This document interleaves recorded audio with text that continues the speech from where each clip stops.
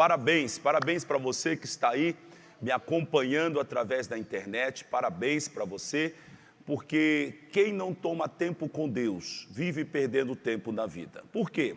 Porque às vezes você toma as decisões segundo os seus próprios conceitos, e esses conceitos, eles podem ter sido formados por experiências passadas, pela cultura da sua família, ou até mesmo influências diabólicas. Nós precisamos analisar as nossas decisões assim. O que é que está nos influenciando?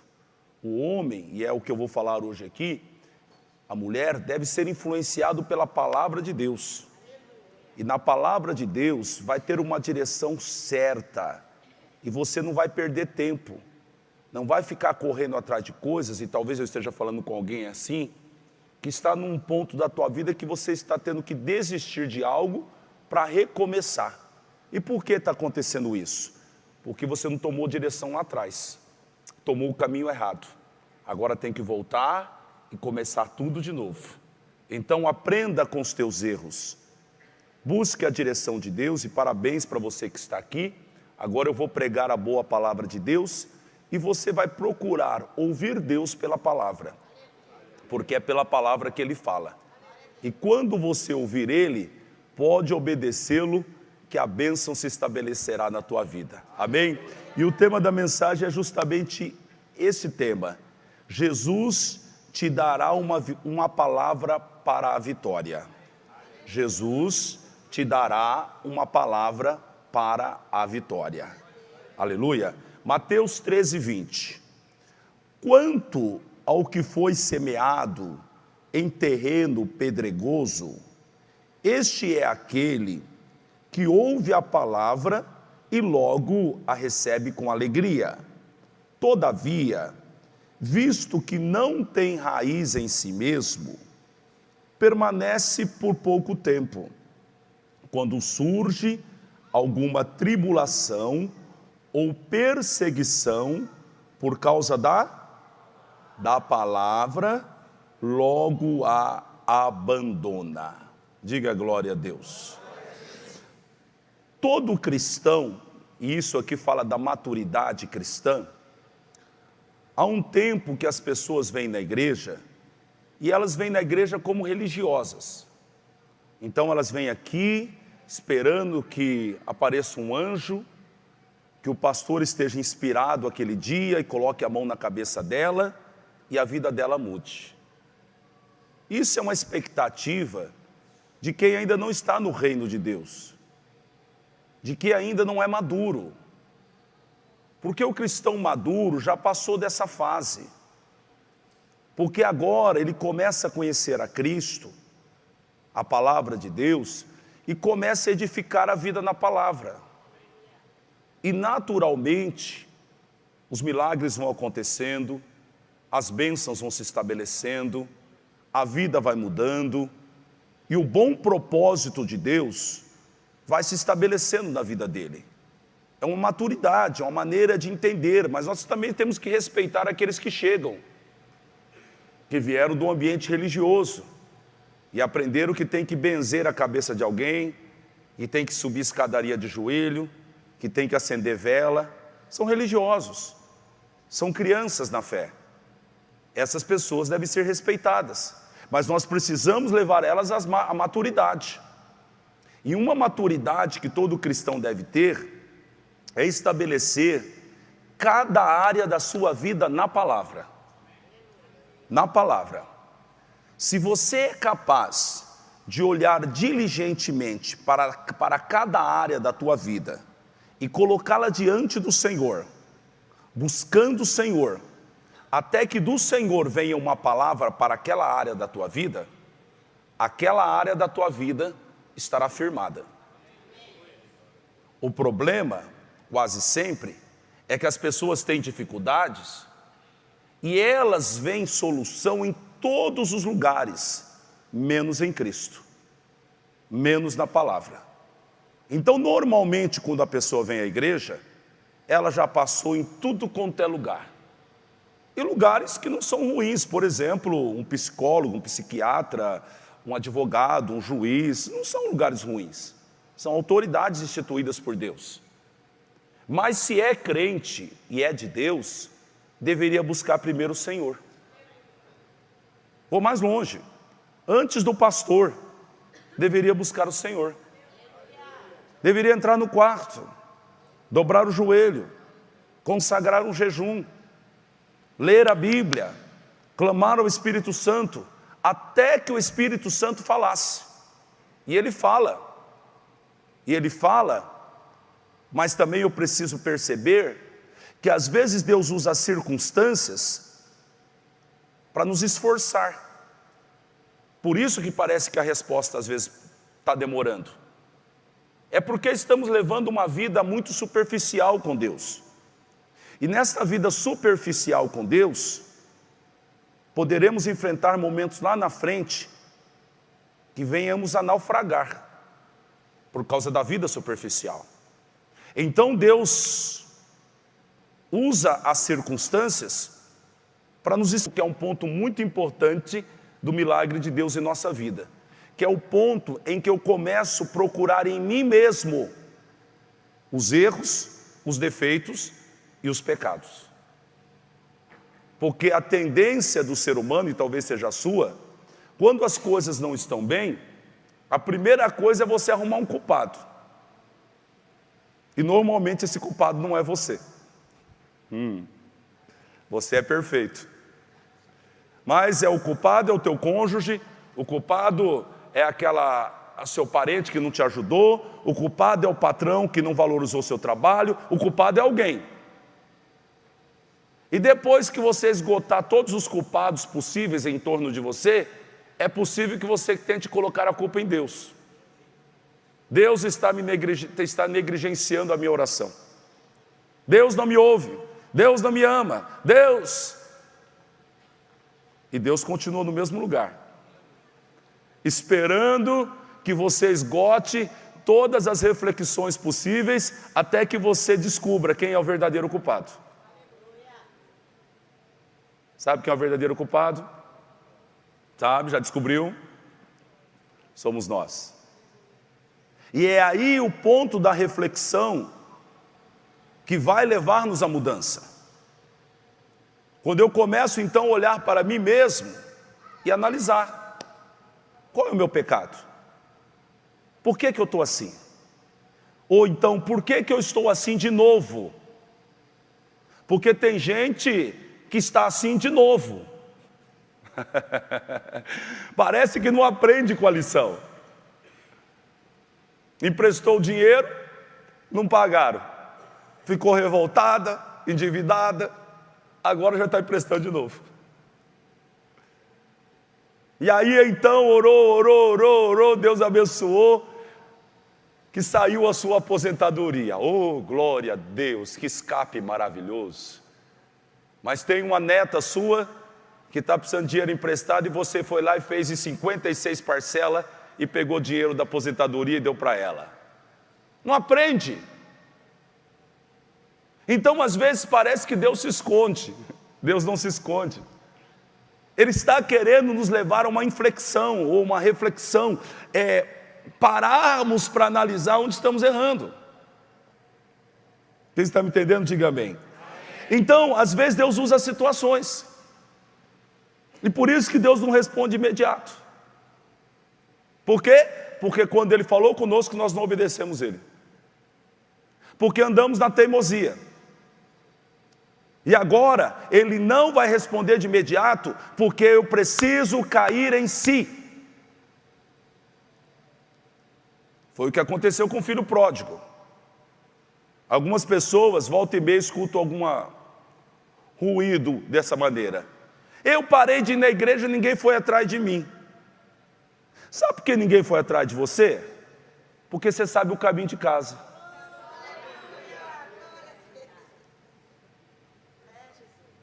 As 99 ovelhas, a que o pastor foi atrás, foi uma ovelha que se perdeu. Ela não sabia o caminho de casa. No entanto, o filho pródigo, o pai não foi atrás. O pai ficou esperando. Por quê? Porque o filho pródigo sabia o caminho de casa.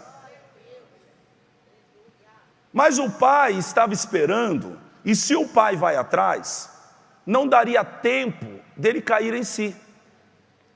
Às vezes Deus não está respondendo de imediato, porque está nos esperando que nós caiamos em si. Não veio a resposta, Deus não falou, o anjo não apareceu, o profeta não profetizou, o pastor não me falou nada. O que está acontecendo? Olhe para si mesmo. Busque o Senhor, jejue, até que do alto venha uma palavra e virá. Mas a palavra, ela deve ser plantada numa terra boa. E a terra boa é a terra que foi revirada, a terra que foi arada. Nós precisamos arar o nosso coração. E quando você passa o arado, você tira a dureza da terra. Quando você passa o arado, você tira aquelas sujeiras, pedras, pedaços de gravetos que estão ali no meio da terra, que vai impedir que a boa semente cresça. Então o que tem que fazer? Tem que arar a terra, antes de plantar a semente. E o arar a terra é esse trabalhar do Senhor em nossa vida.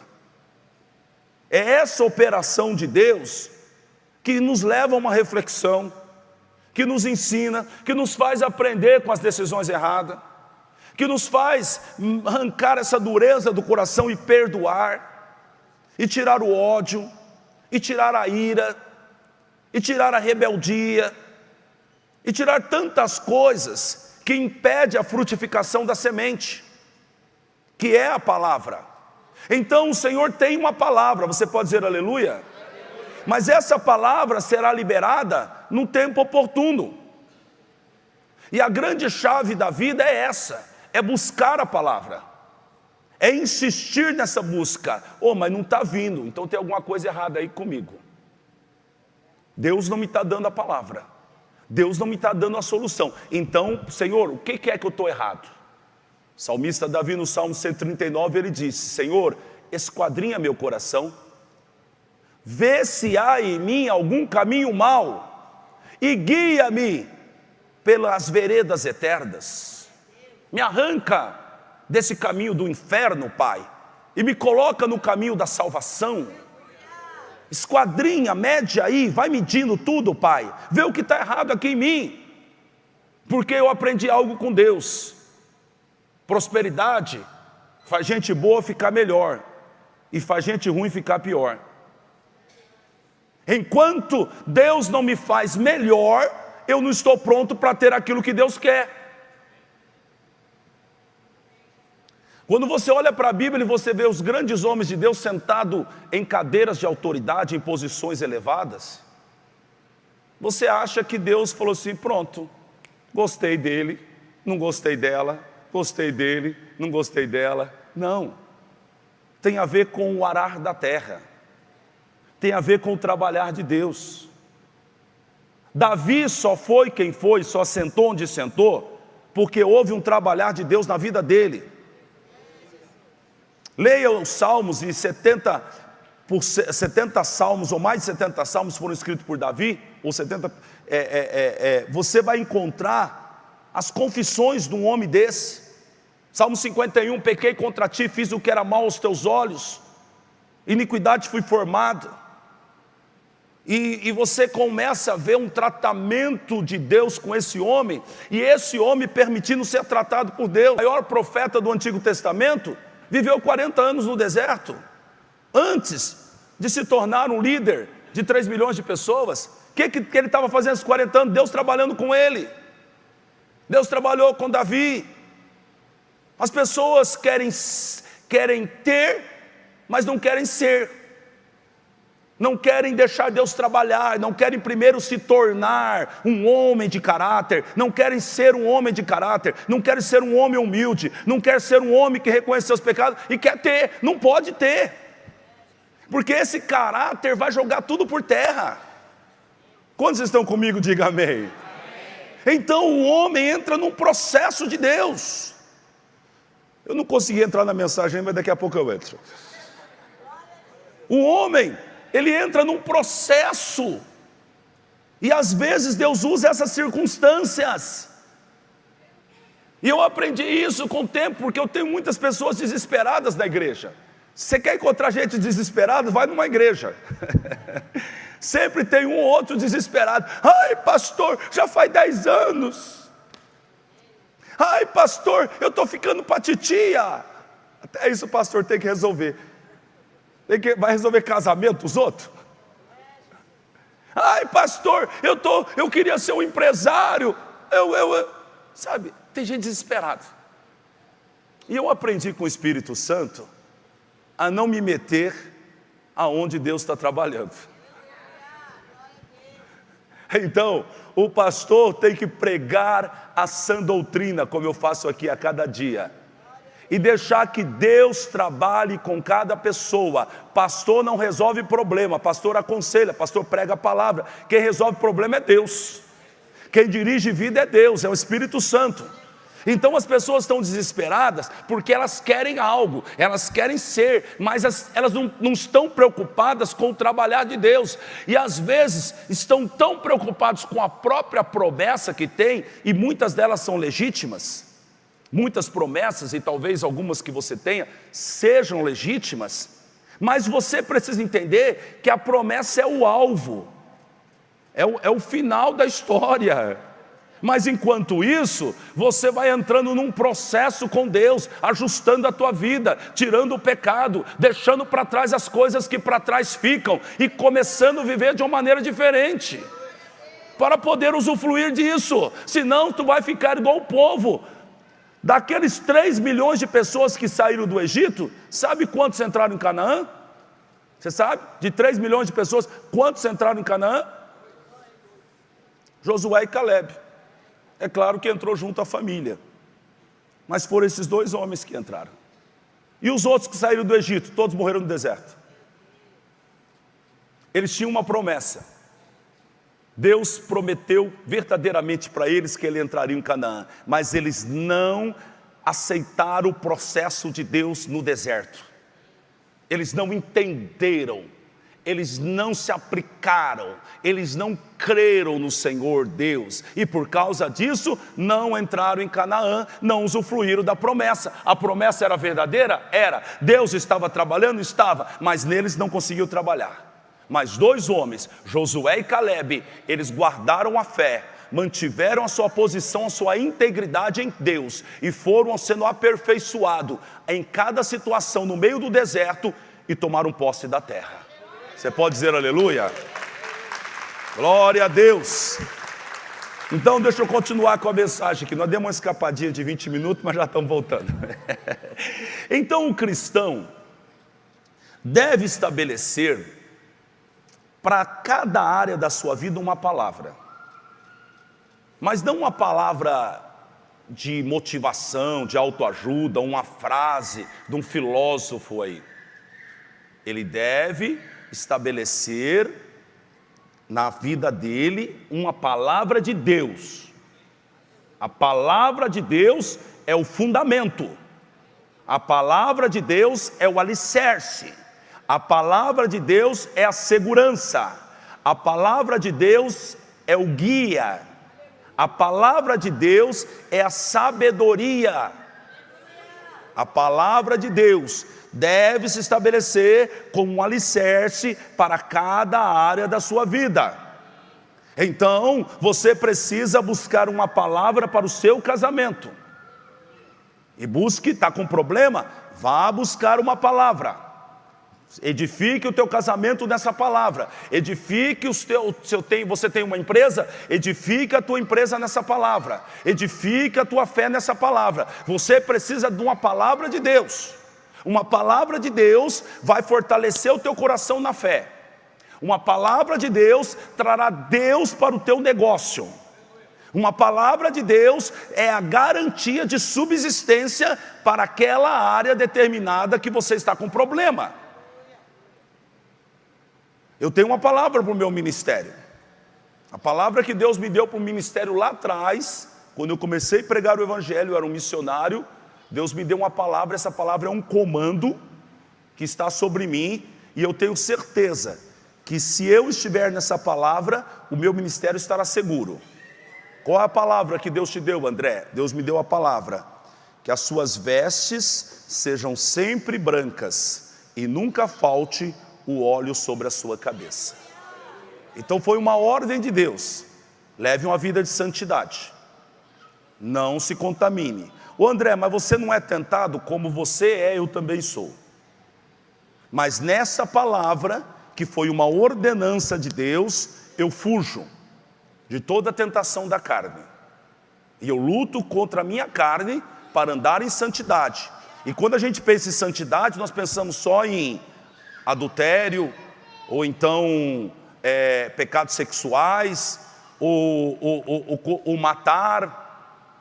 Não, tem outros aí do coração: orgulho, ira, mágoa, ciúmes, soberba, coisas que estão ali, que está botando você no pecado.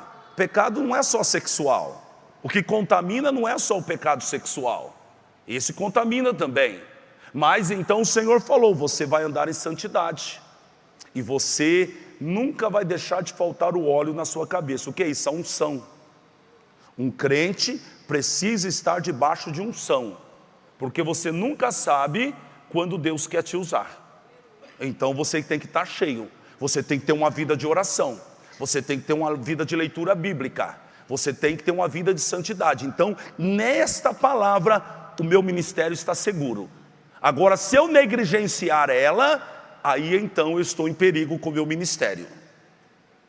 Eu vivi durante o vício, durante 12 anos, eu bebi todos os dias. Durante 12 anos, todos os dias eu bebia, e todos os dias eu dormi bêbado, durante 12 anos. E fora isso, tinha o vício do cigarro, tinha as drogas que eu usava esporadicamente, não usava mais final de semana só, mas também estava nisso, e a prostituição. Minha mãe lutou de todas as maneiras comigo, para tentar me libertar, e ela não conseguia fazer isso, até o dia que ela recebeu uma palavra de Jesus.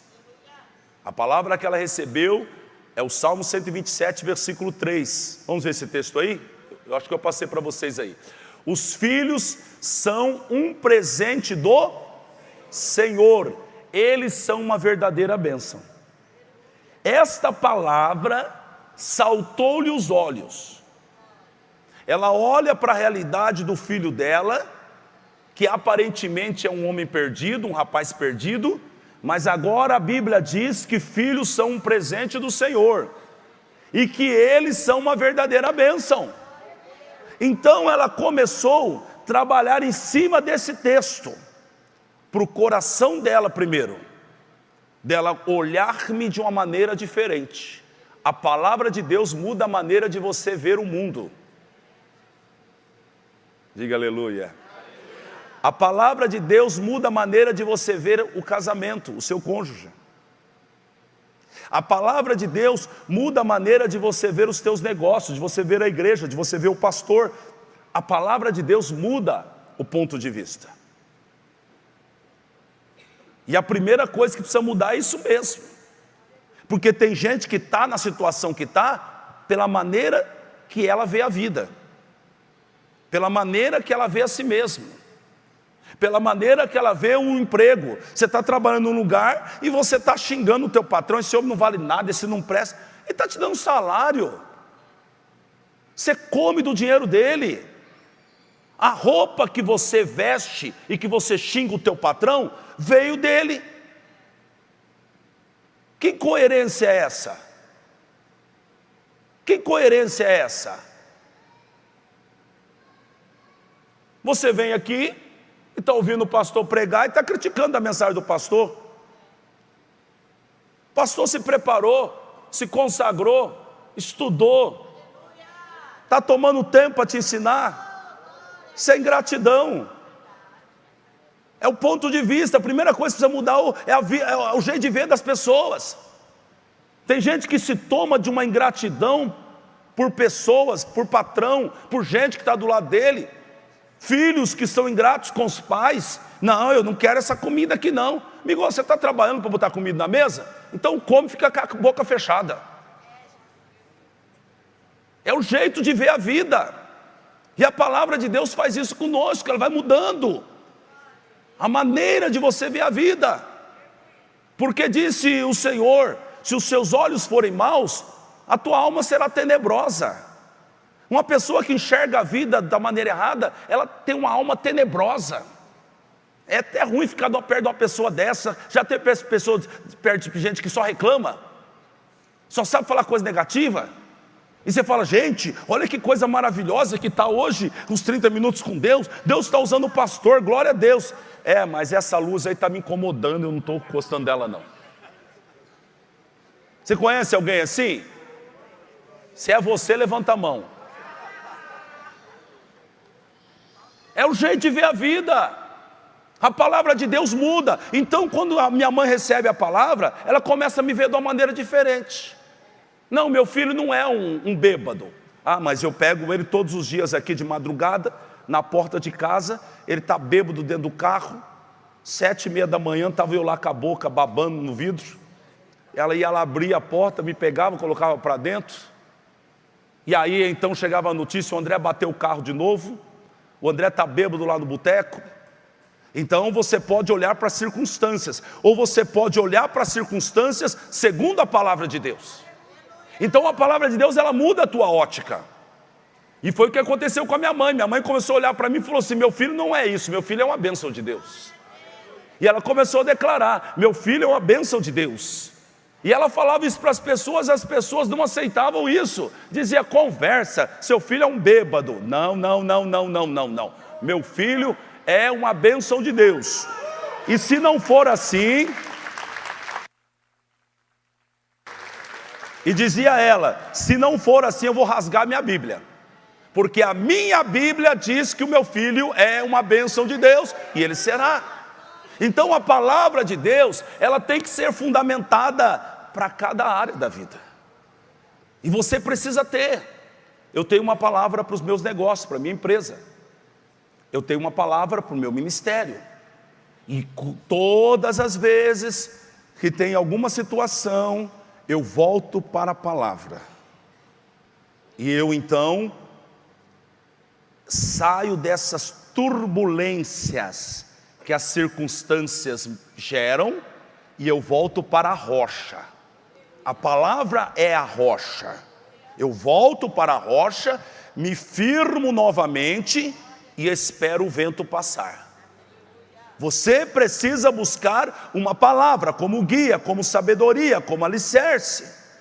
O texto que nós lemos diz assim, vamos lá, versículo 20.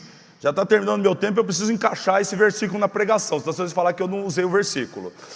Quanto ao que foi semeado, semeado aqui é a palavra, a semente, em terreno pedregoso, este é aquele que ouve a palavra e logo a recebe com alegria. Você já viu a gente, pessoa na igreja que fica empolgado quando Deus fala com ele? Oh, glória a Deus, vou mudar de vida, aleluia, agora vai ser diferente.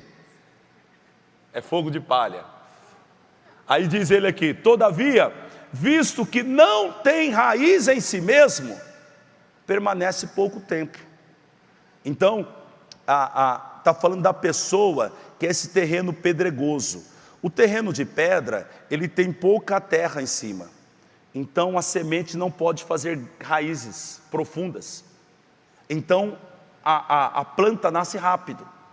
Quando o terreno é pedregoso, parece que a força, ao invés de ir para as raízes, vai para o tronco e para os frutos. Então cresce rápido. Mas depois, quando vem o sol, e o sol é a tribulação, a tormenta, o que acontece? As raízes não alcançam os lençóis freáticos, onde tem a água, para poder passar por aquele momento difícil. Então o que acontece? A semente morre, a palavra morre. Morre porque a pessoa não criou raízes. É necessário que o crente tenha raízes, se fortaleça a cada dia, na presença, na palavra, no conhecimento, na adoração, na santidade. E o crente vai formando essas raízes, que são esses alicerces, que vão fazer com que a casa não caia quando vir a tormenta. A pessoa vai ficar de pé. Mas tem gente que não dá o devido valor à palavra, não guarda a palavra, não fortalece, então a semente morre. Não faça isso. Se você está recebendo uma palavra do Senhor, você é um privilegiado. Se você pode ouvir o Senhor falando, seja como uma direção, seja como uma exortação, seja como uma correção, qualquer que seja essa voz, você é um privilegiado. Você é um candidato ao céu. Mesmo que a palavra hoje só esteja falando da sua corrupção, das suas mentiras, dos seus pecados, você é um privilegiado. Por quê, André? Porque você está ouvindo Deus. Deus está falando com você. Agora seja inteligente. Pegue esta palavra e prepare essa terra do coração, ou melhor, deixa Deus preparar essa terra, arrancando esses pedregulhos que estão aí no teu coração, essa dureza, deixa Ele fazer arar a terra, para que esta semente cresça e cresça com qualidade. E se ela crescer com qualidade, você vai dar frutos, você se alegrará, você se encaixará lá no Salmo 1, onde o escritor sagrado diz: bem-aventurado é o homem que não anda segundo o conselho dos ímpios, nem se detém no caminho dos pecadores, nem se assenta na roda dos escarnecedores, antes tem o seu prazer na lei do Senhor, e nela medita de dia e de noite, meditando, criando raízes, se fortalecendo, preparando esse ambiente, para que essa boa semente que Deus vai te dar, cresça. E Ele quer que essa semente cresça, e ela crescerá, e o nome dele será glorificado. E vou dizer uma coisa para você: uma árvore, como quando cresce, ela se torna uma referência. Deus quer isso. Deus quer que nós cresçamos. Disse Jesus Cristo: ninguém esconde uma cidade edificada sobre os montes. A luz brilha e você vê de longe. Lá tem uma cidade, lá tem uma luz. O Senhor quer que você cresça. E para isso que eu tenho que fazer o que disse o escritor sagrado: vai ajustando, porque todo templo bem ajustado cresce para templo santo do Senhor. Então você precisa fazer isso. Amém?